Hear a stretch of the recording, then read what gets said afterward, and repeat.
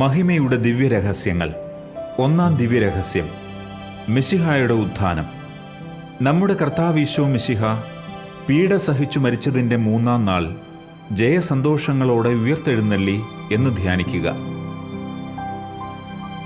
സ്വർഗസ്ഥനായ ഞങ്ങളുടെ പിതാവേ, അങ്ങയുടെ നാമം പൂജിതമാകണമേ. അങ്ങയുടെ രാജ്യം വരണമേ. അങ്ങയുടെ തിരുമനസ് സ്വർഗത്തിലെ പോലെ ഭൂമിയിലുമാകണമേ.